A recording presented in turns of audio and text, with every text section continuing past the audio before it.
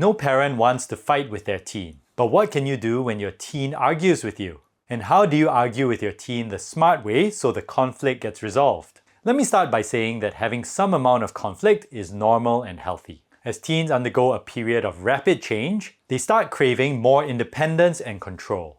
You probably don't think your teens are ready to have all that independence and control right away. So conflicts arise. But conflicts can be beneficial if handled well. Many studies have shown that healthy conflicts are opportunities for teens to grow.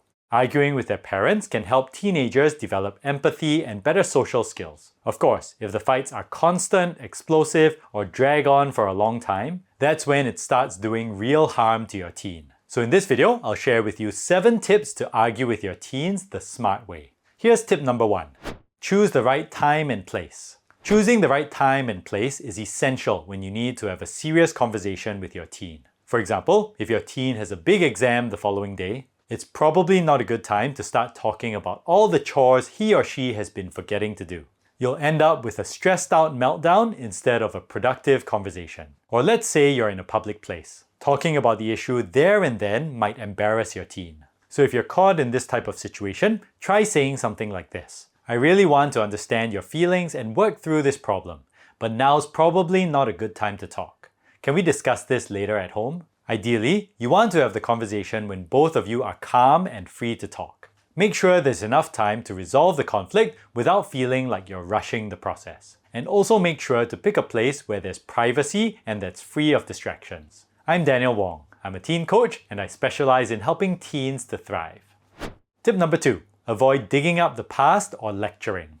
When you argue, do you find yourself saying things like, "We've already talked about this 10 times"? Or maybe you go off track and dig up the mistakes your teens have made in the past, like the history test they failed last term or the time they got in trouble at school last year. When you're worried about your teen's future, you may end up lecturing or nagging. This can cause your teens to become angry, overwhelmed, or annoyed. Eventually, your teens will start to tune you out.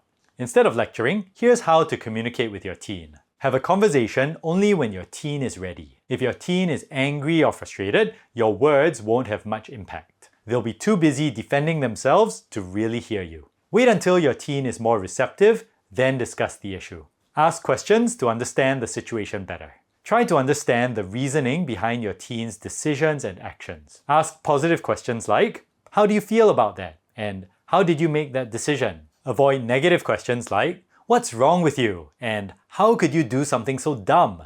Don't interrupt your teen. If you interrupt your teen, it shows that you don't value your teen's opinions. For your words to carry more weight, it's important to speak less and listen more. When you listen deeply to understand your teen, you'll be in a better position to respond wisely and resolve the conflict effectively. Tip number 3. Focus on the specific behavior you're concerned about.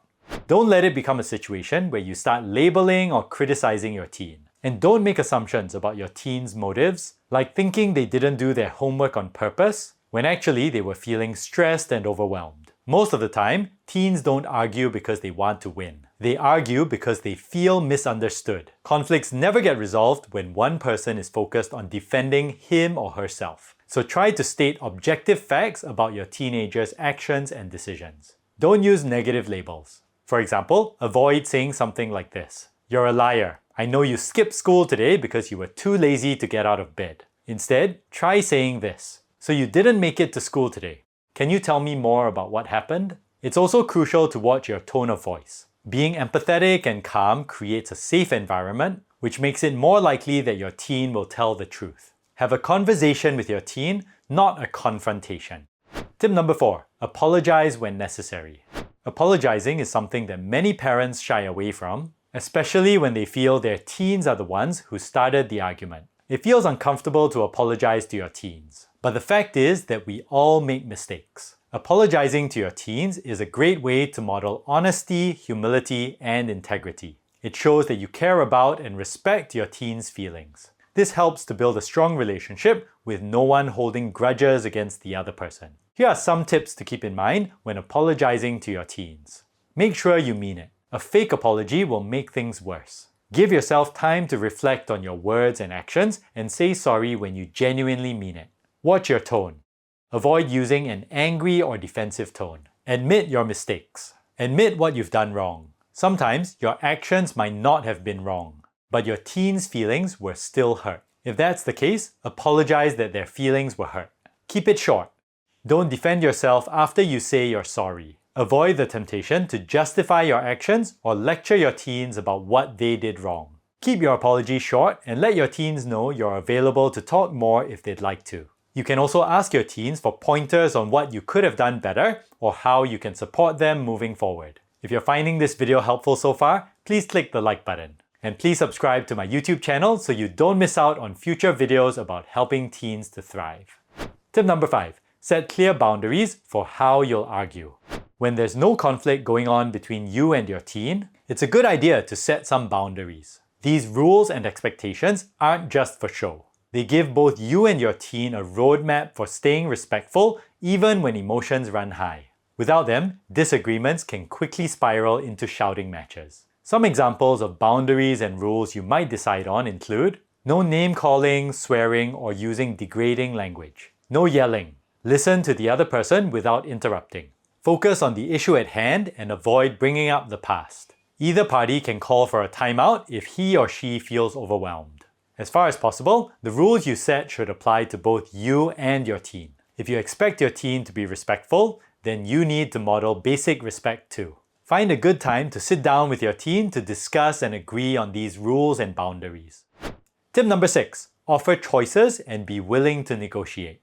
Negotiation and communication are essential life skills that teens need to develop. As parents, we can give our teenagers the opportunity to learn how to communicate in a mature and respectful way. When you don't see eye to eye with your teens, keep these tips in mind. Don't be dismissive. It won't help if you say things like, "My house, my rules," or "Just stop arguing with me." Listen attentively to your teen's point of view. Explain your perspective, then listen and try to understand where your teens are coming from. Come up with options. If both of you don't agree, try to discuss different choices and solutions. Maybe your teen wants to go out on a weekday night and won't be able to help with the chores. You can let your teen choose between swapping chores with a family member or helping out on an extra night the following week. Be clear about what isn't negotiable. At times, you'll have to be firm. For instance, risky behaviors like doing drugs and speeding while driving are prohibited. These rules cannot be negotiated. Clarify the final decision. To end the discussion, repeat exactly what you both have agreed on to prevent misunderstandings. Remember that being willing to negotiate isn't a sign of weakness. It shows that you're willing to hear your teens out and use your parental authority to guide, not control. Tip number 7. Focus on the bigger picture.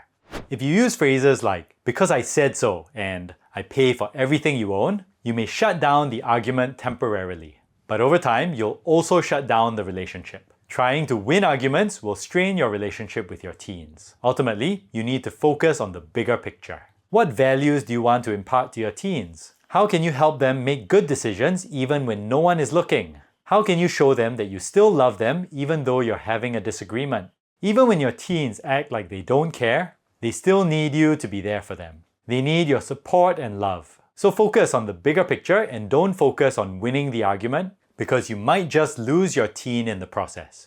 And if you find it hard to get through to your teen, check out this free quick action guide I've written. It's entitled 10 Proven Ways to Get Your Teenager to Listen to You. Visit daniel-wong.com/guide to download the guide. The download link is also in the description. And here's this other video I've created about how to deal with a difficult teenager. In the video, you'll learn 4 powerful tips to parent difficult teenagers more effectively. You'll find the video useful, so watch it next.